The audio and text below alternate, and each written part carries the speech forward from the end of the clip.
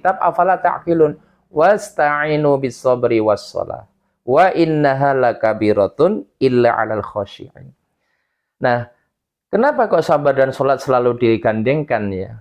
Karena memang ternyata saudaraku bahwa sholat ini menjadi salah satu media yang paling efektif ya, paling tepat ketika ingin membangun jiwa kita. Bagaimana demikian? Karena di dalam perilaku sholat itu kita dituntunkan untuk selalu ingat kepada Sang Pencipta, Allah Subhanahu wa Ta'ala. Makanya ada perintah supaya sholat yang khusyuk, tidak sembarang sholat ya. Jadi tidak semua sholat itu kemudian bisa mengantarkan pelakunya menjadi memiliki sifat sabar, tidak. Hanya sholat-sholat orang yang memiliki kekhusyuan.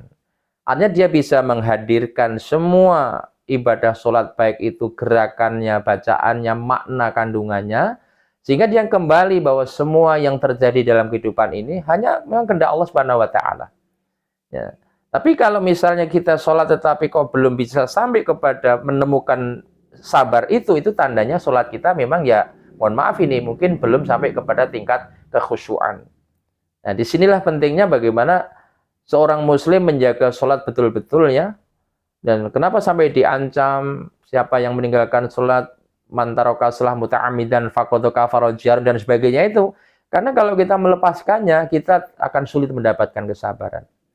Nah, biar lebih sabar lagi, maka jangan hanya melaksanakan sholat-sholat maktubah, sholat-sholat yang wajib ya, tapi termasuk sholat-sholat yang sunnah atau yang nawafil. Insya Allah, ketika seseorang bisa melaksanakan, menghayati makna-makna ibadah sholat, maka sesungguhnya dia sedang menuju kepada kesabaran. Tidak akan pernah ada kesabaran tanpa disarati dengan ibadah sholat.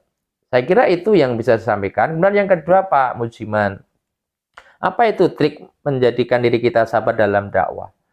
Pertama adalah siapa yang sudah mengazamkan diri, sudah meniatkan diri masuk dalam medan dakwah, yang harus dimiliki pertama adalah niat yang tulus. Ya, niat bahwa dakwah itu perintah Allah, perintah Rasulullah.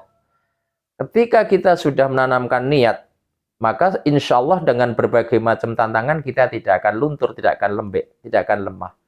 Ya, karena semua yang kita kerjakan dalam dakwah, tentu yang kita harap adalah hanya keridhaan Allah Subhanahu wa Ta'ala. Yang kedua, bagaimana biar kita tetap sabar?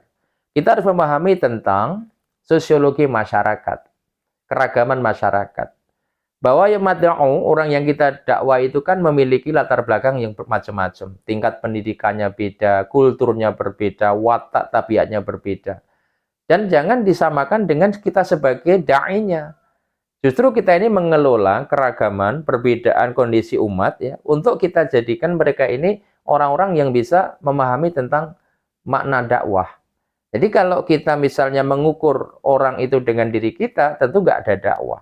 Itulah mengapa Rasulullah Shallallahu Alaihi Wasallam sukses membangun dakwah sampai bisa mendirikan negeri baru namanya Madinatul Munawwarah. Tahukah kita siapa yang ada di dalam negeri itu? Ada orang-orang kafir Quraisy yang punya temperamen tinggi, keras ya. Ada orang Madinah yang lemah lembut. Orang Arab Mekah yang profesinya pedagang, tentu tidak sama dengan Madinah yang petani.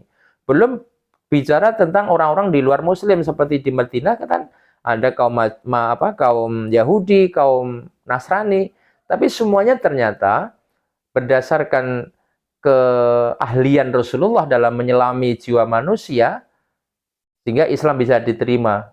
Jadi jangan disangka ketika dakwah Nabi di Madinah itu kemudian sana isinya orang-orang muslim semua, tidak.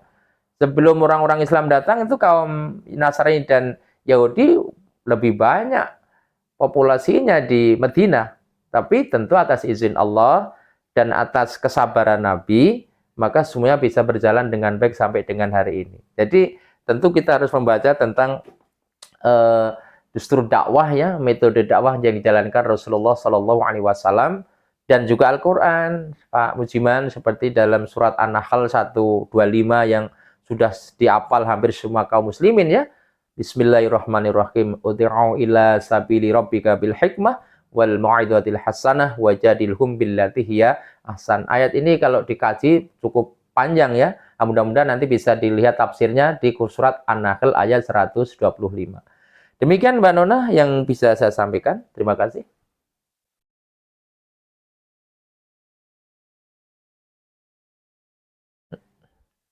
Mm-mm.